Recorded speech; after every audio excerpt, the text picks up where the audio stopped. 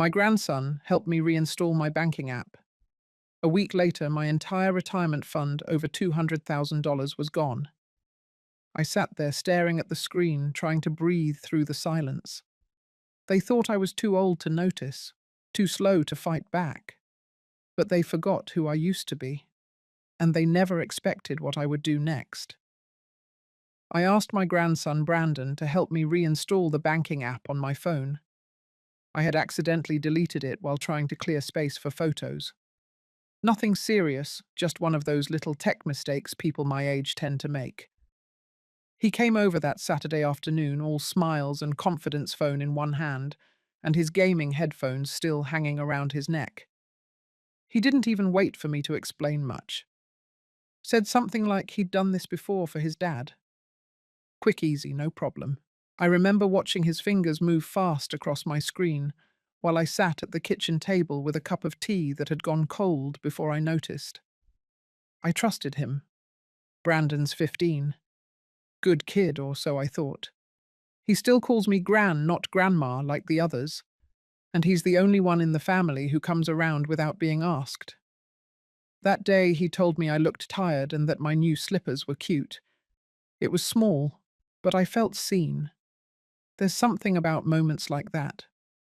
You hold on to them when you're older. You tell yourself maybe things aren't as distant as they seem. Later that evening, I dreamed about my late husband for the first time in years. He was standing by the fence in our old backyard, looking at me like he used to when I forgot to turn off the porch light. Not angry, just sad. I woke up before I could say anything to him. The next morning, I opened my banking app. Everything looked normal. The same blue and white logo, the usual layout. Brandon had even arranged the icons on my home screen to make it easier for me. I smiled and thought to myself how lucky I was to have a grandson like him. That feeling didn't last long. Looking back now, I realize how much I wanted to believe that someone in the family still cared without needing something in return. I didn't know then that by handing him my phone, I had also handed him the keys to my entire retirement savings. If you've ever been in a moment where everything felt fine on the outside, but something inside you stirred a quiet nudge, a flicker of unease, maybe you'll understand what came next. Because I didn't retire from life, and certainly not from paying attention. The sun hadn't fully come up when I noticed it. I was sitting at the dining table with my first cup of coffee, scrolling through the news on my tablet, like I do most mornings. The house was quiet, the kind of quiet you don't notice until it's heavy enough to press down on your shoulders. I tapped the banking app. The screen loaded slower than usual, but I didn't think much of it. When it finally opened, I blinked twice. The balance read $3.92. At first, I thought it was a mistake. Maybe it was the wrong account. I backed out, checked again. Still $3.92. I rubbed my eyes closed, the app reopened it. Same. I felt my pulse shift. That cold, tight sensations that starts at the back of your neck when your body realizes something before your brain can explain it. I didn't panic. Not yet. I had dealt with numbers my whole life. 38 years with the IRS had trained me not to jump to conclusions too quickly, but I also knew when something didn't smell right. I checked the transaction history. Instead of the familiar layout, there was nothing. No deposits, no withdrawals, just a blank screen. Then I noticed the menu bar was slightly different. The icons weren't where I remembered them. It was subtle, but off. That's when it hit me. The app wasn't real. I put my coffee down and stood slowly. Walked over to the drawer where I kept my old tax audit notes, tucked behind expired coupons and old birthday cards. I pulled out a notepad and wrote the current date and the balance. Then I wrote one word underneath investigate. I went back to my laptop, logged into my account through the official website. The screen didn't even ask for the same security questions. That confirmed it. Someone had tampered with my phone. It didn't take long to see the damage. Over $200,000 drained across 3 days, divided into smaller transfers, clean, spaced out. Classic layering. Whoever did this knew how to make money disappear without raising alarms. The names attached to the transfers weren't full names, just generic phrases, placeholder codes. Most people wouldn't have noticed. But I had seen that exact pattern years ago in a case involving a fake retirement account funnel. I had helped break that case wide open. The agent who ran point on that operation used to call me the ghost net because I could trace the invisible. And now here I was, sitting in my kitchen, watching my own life savings evaporate in front of me. My hands didn't shake, my heart didn't race, but something in me felt like it had gone very, very still. I looked around the room, the same room where I used to help Brandon with his middle school math, the same place where I'd made Graham's birthday cakes from scratch. I'd built a life in this house full of routines and quiet moments, and now quietly that life had been breached. I didn't tell anyone that day. I just sat with the weight of it. Not everything vanishes with a sound. Some things vanish so quietly they echo. I spent the rest of that morning going through every corner of the app. The more I looked, the more wrong it felt. The colors were almost identical to the real bank's branding, but the text was slightly off. The transactions page that should have shown months of deposits and withdrawals was empty, as if nothing had ever happened in that account. I held my phone in one hand and my old tax audit notebook in the other. It wasn't just instinct anymore. It was clear. Someone had swapped the real banking app for a duplicate. It was custom built, designed to sit quietly on my home screen and fool me into believing everything was still there. And it had worked. I had dealt with this kind of fraud before years ago when someone built a mirror version of a corporate payroll system. That case had taken 6 months to unravel, and the culprit had been a finance student from New Jersey. He'd almost gotten away with it. Almost. I hadn't thought about that case in years, but now the details came rushing back like muscle memory. The mirrored structure, the redirected login data, the spoofed interface that looked close enough to pass for real, but never perfect. I took a closer look at the app's permissions. It had full access to my contact's camera, microphone, and messages. That should have set off every internal alarm I had, and yet it hadn't, because I had trusted the person who installed it. The more I dug, the clearer the picture became. The app had been side-loaded not from the App Store, but installed manually, which meant Brandon didn't just download it. He had to approve security settings, go through developer mode, and mask the original. That wasn't accidental. That was intentional. But Brandon was only 15. I didn't want to believe he could think this up on his own. There had to be someone else involved, someone older, someone who knew exactly how to make an app look and feel like the real thing, but hollowed out on the inside. I thought of my son, Graham. He'd worked in mid-level operations for a financial planning firm before he switched to real estate. Always shifting, always trying something new. His wife, Siobhan, worked in digital media and had once mentioned knowing coders from her freelance days.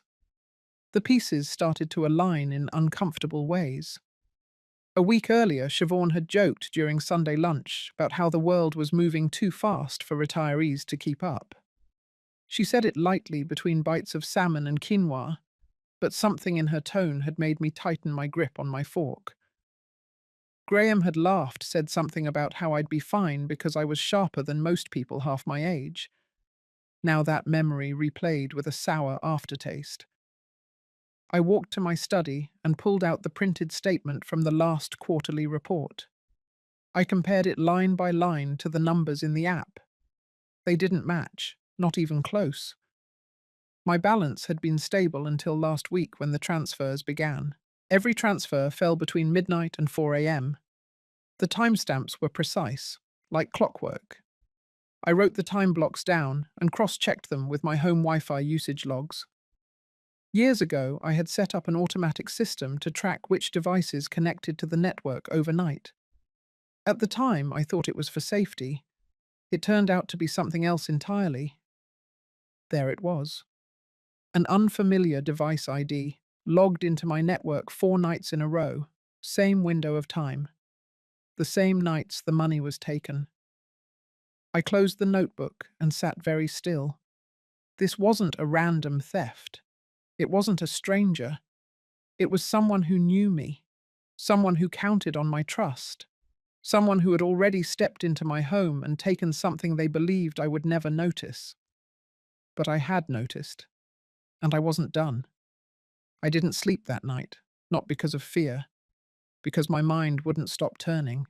Every detail from the last month started rearranging itself in my head, like pieces in a puzzle I hadn't realized I was assembling.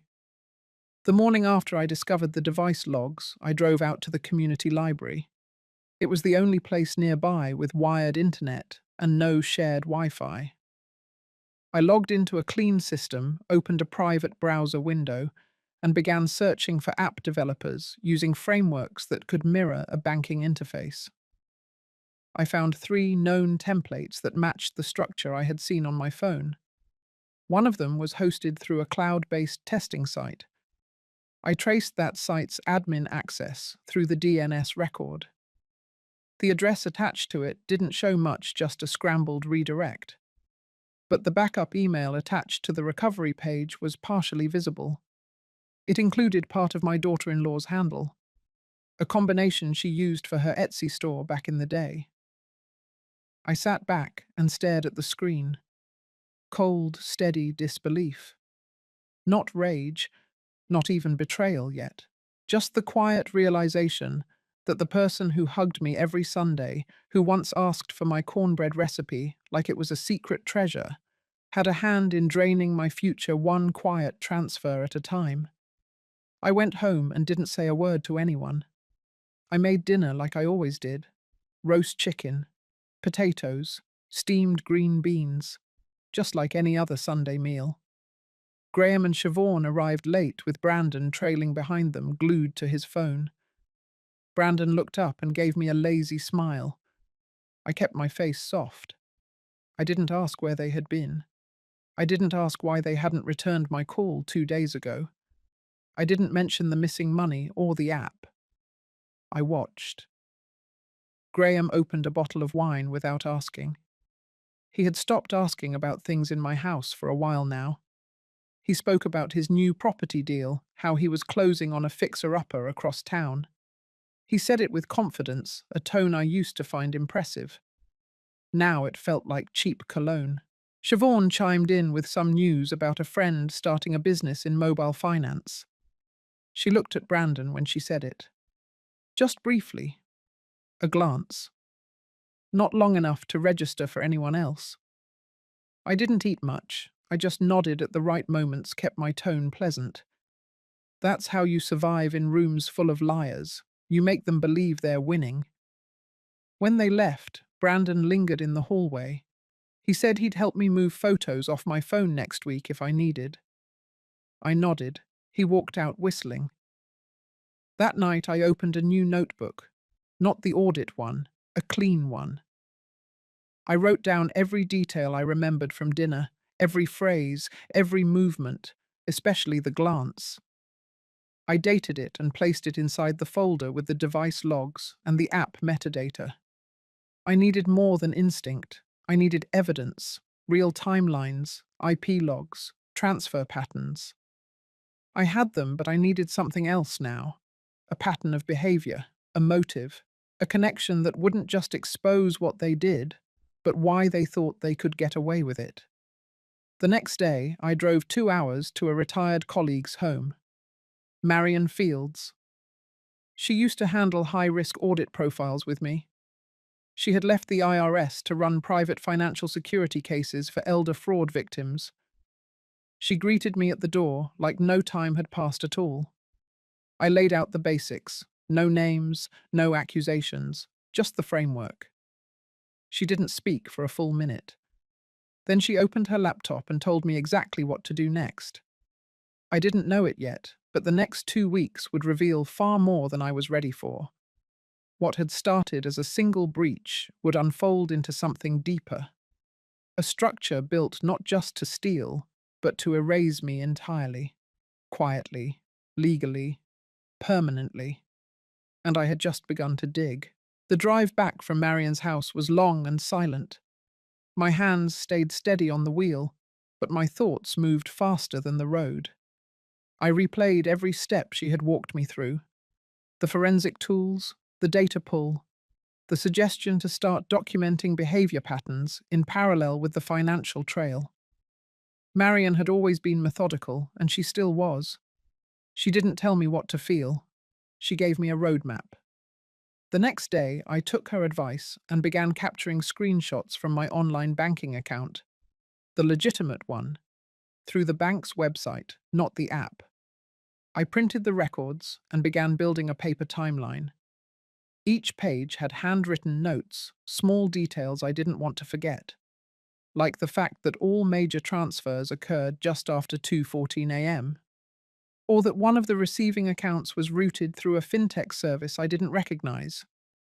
I also started logging small behaviors at home, the way Brandon suddenly stopped asking me about school or chess like he used to, the way Siobhan began bringing store-bought meals instead of asking me for recipes, the way Graham's voice tightened whenever I mentioned taxes or retirement. A pattern was forming, and it wasn't just financial. It was personal, strategic. They weren't just stealing from me. They were rewriting my place in their lives, shifting the power, making me unnecessary.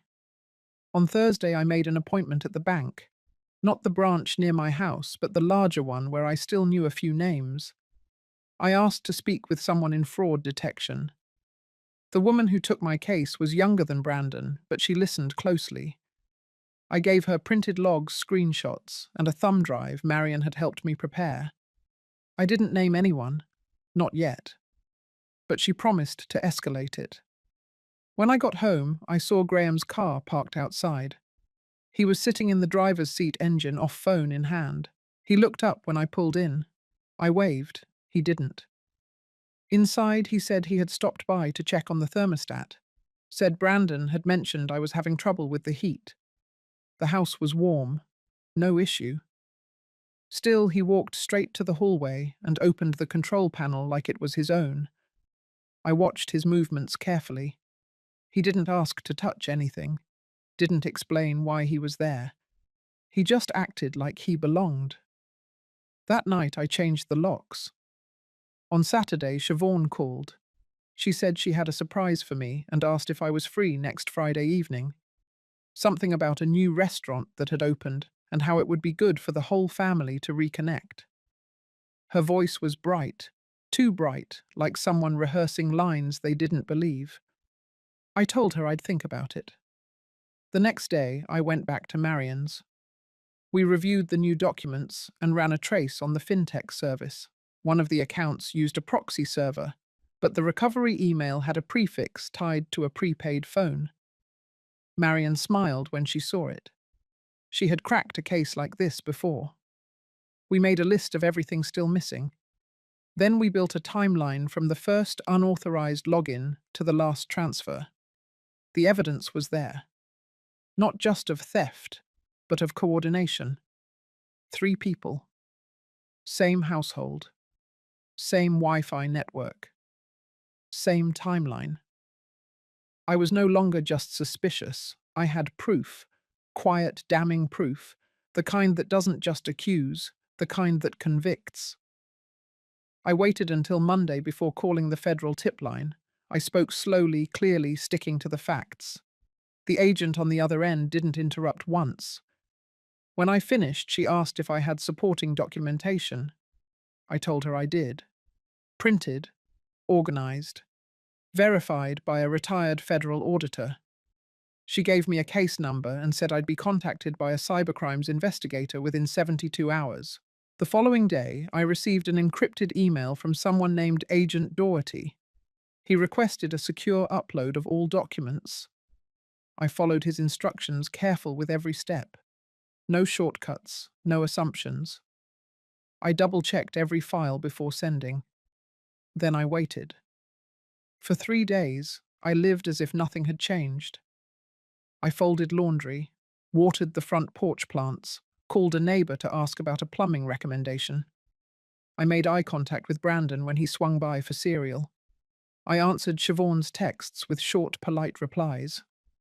I smiled when Graham mentioned refinancing the lake cabin again, though my name was still on that deed. But something had shifted.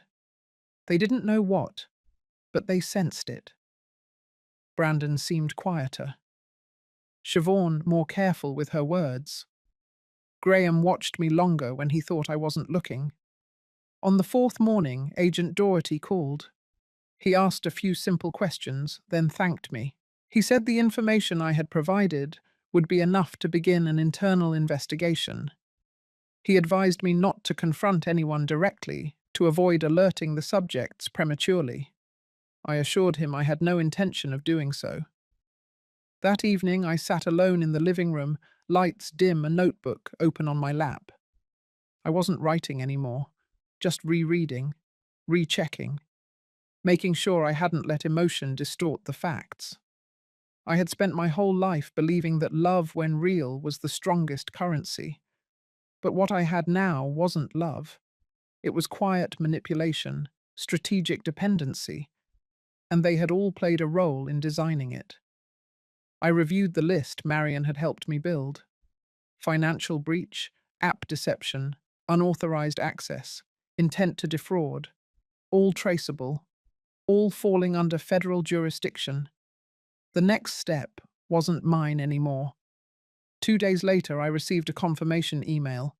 The cybercrime unit had officially accepted the case for further action. I was to refrain from disclosing anything to my family. I agreed. That night, I changed my phone passcode and removed Brandon's Face ID.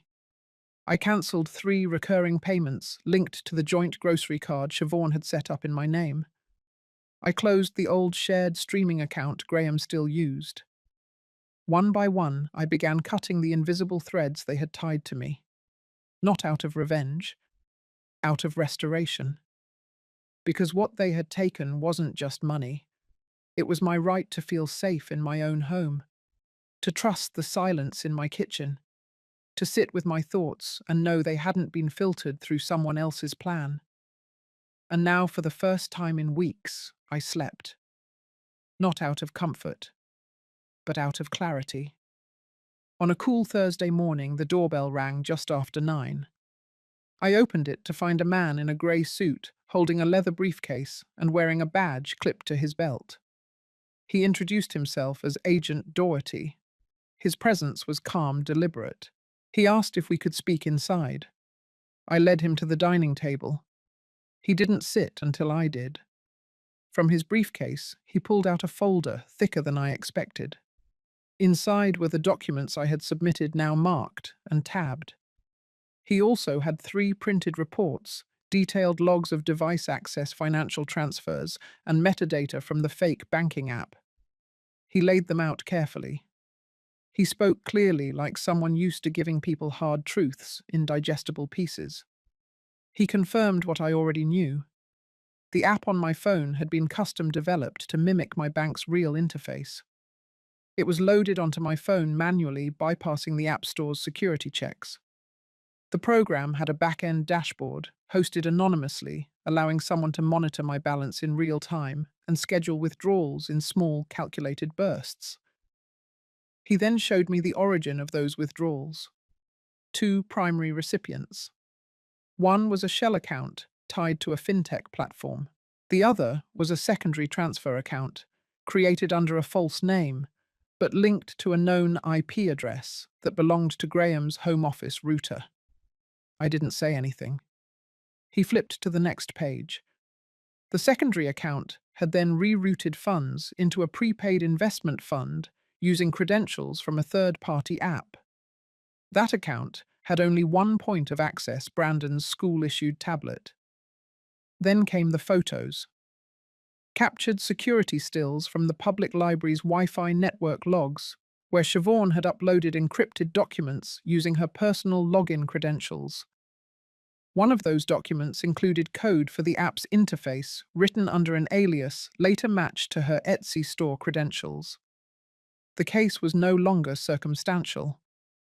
I asked what would happen next. Agent Doherty told me the agency would be requesting a warrant to freeze the remaining assets in the fake accounts and begin a forensic audit of the associated devices. Due to Brandon's age, the juvenile division would handle his portion, but Graham and Siobhan would likely face adult charges, including wire fraud, identity deception, and elder financial abuse. He asked if I was prepared for what came after. I didn't answer. Before he left, he handed me a thin envelope. Inside was a letter confirming that the FBI had placed a temporary hold on all relevant accounts and that a federal investigation was now active. He told me someone from the local sheriff's department might also reach out in the coming week. When the door closed behind him, I sat still for several minutes. I watched the wind move the curtains. I listened to the faint hum of the refrigerator. And then slowly I folded the letter and placed it in the middle drawer of my writing desk. Not out of relief, not out of satisfaction, just because it was time. Later that afternoon, Brandon stopped by unannounced. He stood awkwardly in the doorway, hands in the pockets of his hoodie. He didn't look like a villain. He looked like a kid who had memorized a script someone else had written. He asked if I wanted to go for a walk. I told him I was tired. He nodded, eyes darting to the side like he had forgotten how to meet mine. He left without another word. That evening I added one last note to my timeline log. Then I closed the notebook and tucked it beneath the folder of evidence. There would be no more data to collect. Everything I needed had already surfaced, and the consequences were no longer mine to deliver. The next week moved slowly as if time itself was weighing the consequences. Each day felt like it was holding its breath. I received the first official letter from the district attorney's office on Tuesday. It outlined the freeze orders on the fraudulent accounts and stated that the case had been accepted into the Elder Abuse Protection Division. I read every word twice, then filed it alongside the others. By Wednesday, my phone stopped ringing. No texts from Siobhan, no casual check-ins from Graham, not even a reaction from Brandon on the family group chat. Just silence. Thick and pointed. On Friday afternoon, I drove into town, not for groceries or errands. I went to my bank branch to finalize the security protocols Marion had suggested. We added a two-step verification system, changed all linked contacts, and disconnected any third-party integrations. I also closed two of my smaller savings accounts that had quietly been accessed over the last year. One had been drained almost entirely. The other had a single transaction pending never cleared.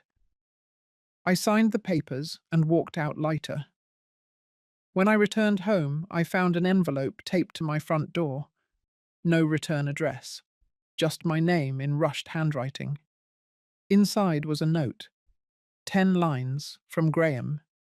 He didn't deny anything. He said he had made a mistake, that he never intended for things to spiral. He said the pressure of finances, Brandon's tuition and some poor investment decisions had pushed them too far. That they never thought I would notice, at least not until they had fixed it. The final line read, "You were always the smart one, Mum. I never stood a chance." I folded the note and placed it in a drawer I hadn't used in years. The kind of drawer where you keep things that don't belong in the trash, but don't deserve the dignity of being framed. That night I sat in the backyard with a cup of tea and watched the porch light flicker. I didn't feel proud. I didn't feel vindicated. I felt like someone who had finally stood still after outrunning a storm. On Sunday, the sheriff's department called. They requested a brief meeting for a final statement before moving forward with the formal proceedings. I agreed. When they arrived the next morning, I led them to the kitchen. They reviewed the report from the FBI, asked 2 clarifying questions, and then had me sign 3 documents. As they were leaving, one of the deputies paused at the door. He looked at me with a strange mix of respect and sadness and said, "Most people don't fight back like this." I didn't respond, because it hadn't felt like fighting. It felt like surviving. Later that afternoon, I called Marion and thanked her, not just for the technical support, but for reminding me that clarity isn't cruelty, that protecting yourself doesn't make you unkind, that sometimes the most loving thing you can do is stop someone before they cross a line they can't return from. That evening, I looked at the empty calendar on my fridge. The family dinner that had been scribbled in purple marker 2 weeks ago was still there. I erased it with a single swipe. I made myself a quiet dinner and sat at the table alone. And for the first time in months, I didn't look over my shoulder. I didn't wait for a knock. I didn't rehearse what I would say if someone apologized. I just breathed. Because sometimes, silence is the only sound that feels like home. 2 weeks after the sheriff's visit, I received a formal notice from the county clerk's office. The hearing date was set. Not a trial, not yet. Just a preliminary session to determine how the financial recovery would be processed and whether any mediation would be offered to the family involved. I read it twice, then set it down next to my tea without emotion. That same morning, I also received an email from Brandon's school counselor. She had been listed as my emergency contact after Graham and Siobhan's phone numbers were removed. She mentioned that Brandon had stopped attending classes regularly and was currently under review by the juvenile division. She asked if I wanted to schedule a conversation.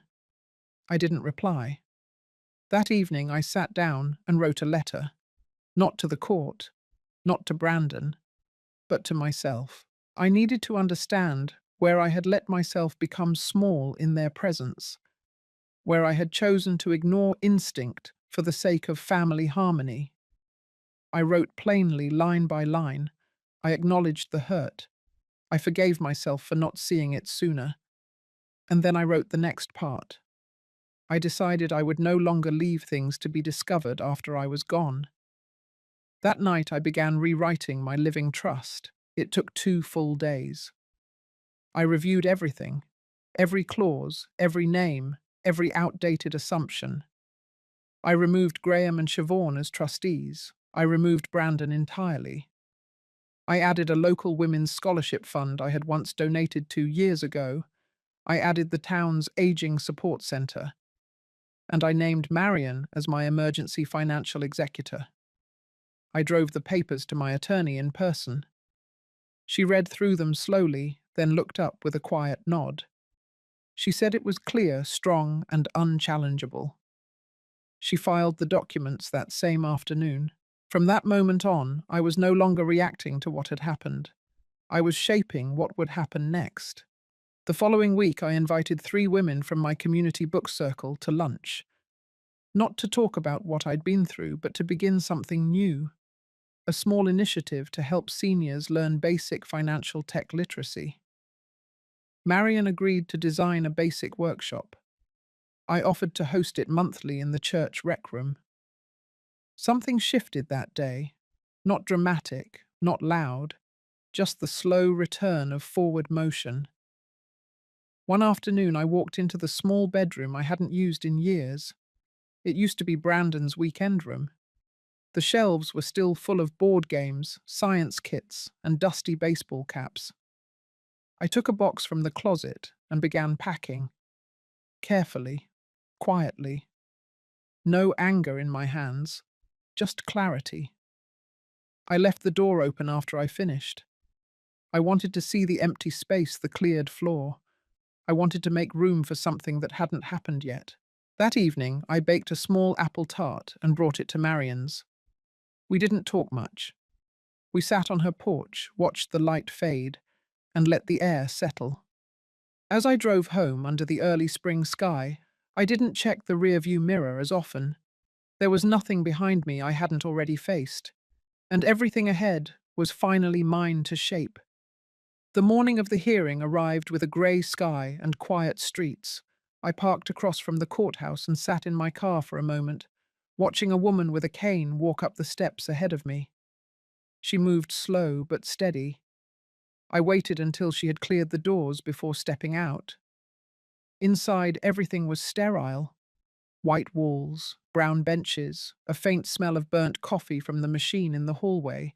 I checked in with the clerk, handed over my ID, and took a seat on the wooden bench outside courtroom 3. My name wasn't called until nearly an hour later. When I entered, I didn't look toward the other side of the room. I didn't need to. I already knew who would be sitting there. I focused on the judge, an older woman with silver-rimmed glasses and a calm voice. The court reporter clicked away on her small machine. 2 attorneys stood off to the side. Neither were mine. This wasn't that kind of hearing. The judge reviewed the case summary aloud. She referenced the digital evidence submitted by federal cybercrime, the financial assessments from the bank, and the statements taken by the sheriff. Everything was confirmed. No objections, no denials. Then came the part I hadn't expected. The judge paused, looked up at me, and asked if I had a statement I wished to give regarding the recovery plan. I stood slowly, legs steady but heavy. I didn't speak long. I said I had no interest in recovering every dollar. That money was never what made me feel secure. What mattered was knowing I had not imagined it, that the theft had happened, that someone believed me, that something had been done about it. I told the court I wished for the remaining funds to be divided between the Women's Scholarship Foundation and the senior tech initiative we were building in town. I asked that no restitution be required from Brandon on the grounds that his participation had been guided by adults he should have trusted. Then I sat down. Graham's lawyer asked for a brief recess. It was granted. I didn't leave the room. When the judge returned, she ruled in favor of the recovery plan and signed the asset distribution into order. She stated the criminal process would now move into its next phase, and that civil actions, if any, would be considered separately. The hearing adjourned. I collected my papers, and left the building without looking back. Outside, the air smelled like rain. I didn't cry. I didn't shake. I just walked. That evening, I sat at my kitchen table with a stack of envelopes and a cup of mint tea. I wrote 4 letters, one to the foundation, one to the tech center, one to Marion with a small check inside, and one to myself. That last letter I dated and sealed. It said, "You didn't forget who you were.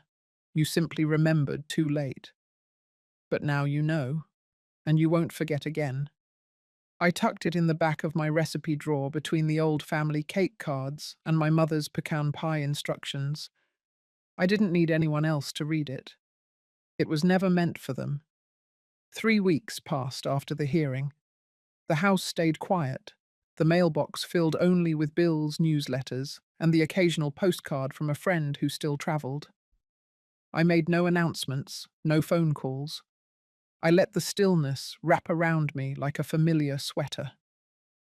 Each morning I folded laundry, I watered the plants, I restocked the pantry one item at a time. Then one Thursday afternoon, just as the sun dipped low behind the roofline, I heard a knock. It wasn't rushed, just a single knock, then a pause. I opened the door and found Brandon standing there. He looked smaller than I remembered. Not physically, but like something in him had collapsed. He held his backpack with both hands. His eyes lowered. He asked if he could sit on the porch. I didn't answer right away. I stepped aside and he followed me to the bench near the rosebush. We sat in silence for several minutes, watching the neighborhood kids toss a frisbee across the street. When he finally spoke, his voice was thin. He said he had been suspended from school for a week, that his phone had been confiscated, that the counselor had told him he needed to write a reflection essay about responsibility and digital awareness. He said he didn't know what to write. I waited. He turned to me slowly and said he was sorry. Not loud, not theatrical, just that. He said he didn't know everything his parents were doing, that he had seen parts of it, but didn't understand it was wrong until it was too late, that he didn't know how to fix what was broken between us. I looked at him for the first time. There was no rage in me, no triumph, just a quiet ache. I told him that trust doesn't come back in one afternoon, that it takes longer to repair than it does to break, that I wasn't angry anymore, but I was still hurt, that I didn't know when or if it would fully fade. He nodded. Then he reached into his backpack and pulled out a notebook. On the front was a sticker I'd given him years ago when he was still in elementary school. A bright yellow sun with a face drawn on it. Inside were pages filled with scribbles, thoughts, half-sentences, and printed articles about digital scams. He had been trying to understand. He handed it to me and said he wanted me to have it. I didn't say anything. I took it gently and set it on the armrest. We sat for another 10 minutes. Then he stood and walked back toward the driveway. He didn't ask for anything. Not forgiveness, not a second chance. And that more than anything told me he had begun to change. After he left, I went inside and made tea. I sat by the window with his notebook and began reading. Each page was messy, unsure, but honest. Some wounds don't close with apology, but some beginnings don't need grand declarations either. Just the quiet willingness to face what was broken, and to not look away. Spring turned warmer that year, earlier than usual. The tulips I had forgotten to tend still managed to bloom along the garden edge. Life had a way of continuing even in the spaces I had once abandoned. I began waking earlier, walking farther, laughing softer but more often. The tech literacy workshop took off faster than any of us had expected. By mid-May, we had a waiting list. Women in their 60s, 70s, even 80s came with notepads and questions scribbled on receipts. Some were widows. Some had grown children who had stopped calling. Some just wanted to feel less afraid of screens and passwords. We didn't only teach them about apps or scams. We gave them language. We gave them agency. Marion and I started meeting every Thursday morning over coffee to plan the next session. Some days we didn't plan at all. We just sat together, letting the quiet feel whole. Graham never reached out. Siobhan sent a short letter once. She didn't say much. Just that they were moving to another state for work. No apology. No acknowledgement. Just distance. I didn't reply. Brandon sent another notebook in the mail. He didn't include a note. Just pages of his own thoughts written in larger, steadier handwriting. I read every word. The locks on my doors had changed. The accounts were clean. The house had fewer photos now, not out of spite, out of acceptance. One evening, I pulled out the recipe for my husband's favorite lemon pie. I hadn't made it in years. I baked it carefully, then sliced it into pieces and took half to the neighbors. The rest I ate slowly alone at the kitchen table. Not in mourning, in peace. Because in the end, this wasn't a story about losing family. It was about remembering myself and realizing that even after trust has been broken, a woman like me can still rebuild a life on her own terms, with steady hands and an open heart. If you've ever had to choose peace over people, I hope this story reminded you that it's not weakness, it's wisdom. Thank you for listening today. If a part of this story touched something in you, stay a little longer. You're not alone here. This space was made for women like us.